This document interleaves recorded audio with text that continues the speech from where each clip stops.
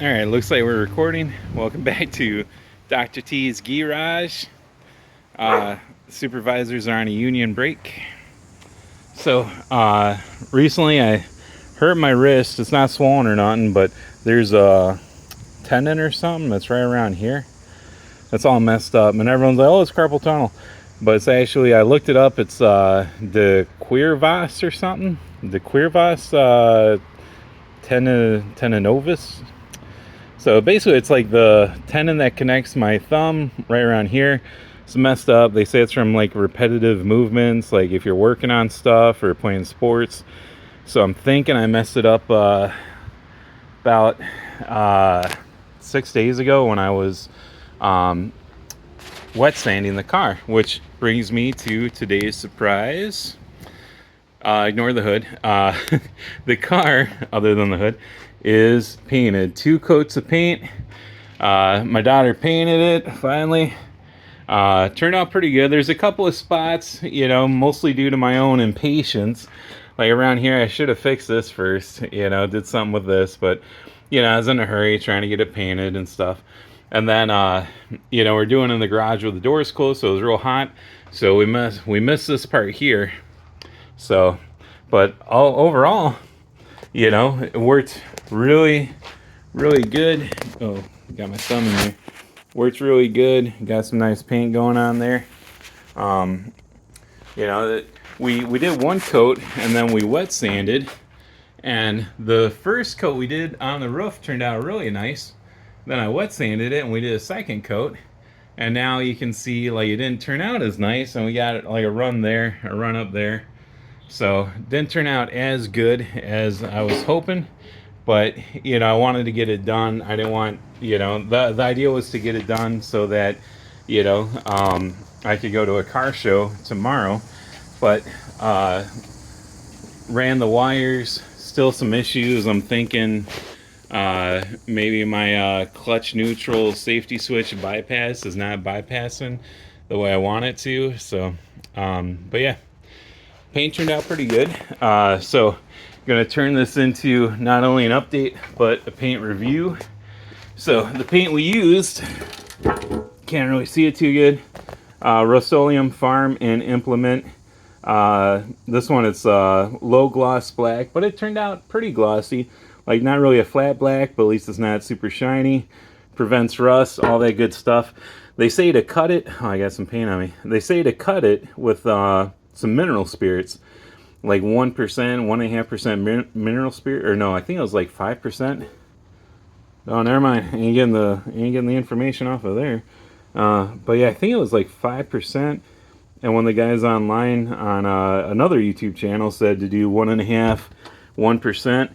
The first time we did it, we did about 5% kind of mineral spirits. Still seemed like it was too thin, because the way the guys were talking online, they made it sound like the stuff was going to come out like tar if you didn't cut it with mineral spirits. So we did. It still was really thin. Second time around, we didn't even bother putting any mineral spirits in, and then it was just kind of like a nice regular paint. So to each their own. When I go to use it again, when I do some touch-up spots, I'm not going to mix it. And we got to do some cut into, around the hood here. You can probably still see where we didn't do any cut in. We did the cowl up here, and then the door jambs. Oh yeah, I can see it real good up there. I didn't do the cut in there, but so we'll do that. I got a couple runs and everything I gotta fix, but yeah. So update, the car's painted, and we got a review on the Rustoleum paint. I love it. I use the blue for. Oh, I got the blue over here. So the blue I was using. Man, that hurts my hand moving that. I was using this to spray some of the interior of the car. And then I want to do the ceiling of it in the same blue. It turns out really nice. It looks a lot darker on here than what it actually is. You can probably see it. Yeah, it's probably hard to see it, but right there. Actually kind of turns out lighter than what the can shows. So Really liked it on the interior, like the frame for around the dash. No one will probably see it, but in case anyone decides to look underneath the dash and see the frame, you know, at least it's painted blue.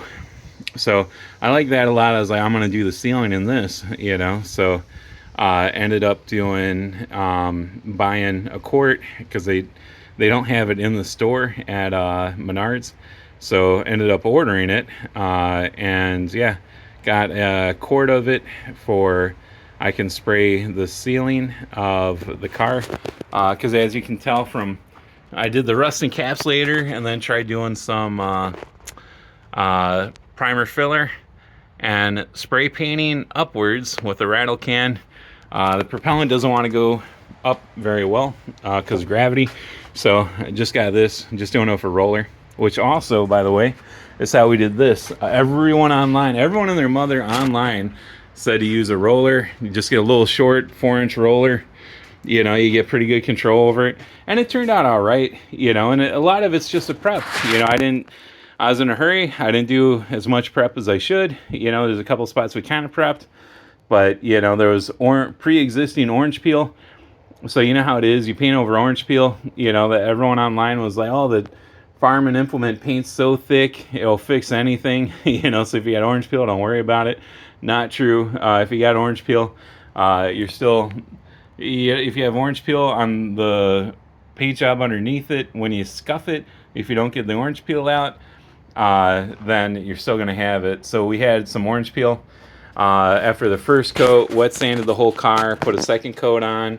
I didn't cut it with any mineral spirits. So, you know, it was supposed to be thick.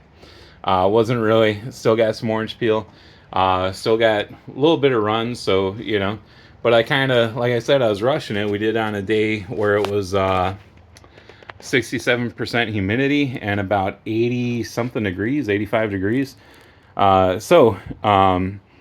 You know, if you do it a little bit cooler day, keep your humidity around 50%, you probably get, like, really good paint job, no runs. And even then, like, the first time we did it on the roof turned out awesome. Second time around, I think I'm going to have to fix some stuff, but it's on the roof anyway, so as long as I don't get some, you know, 6'5" dude coming up to the car, no one's gonna really see it.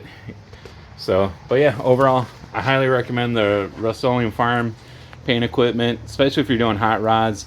It's pretty durable, it's tough, you know, super inexpensive.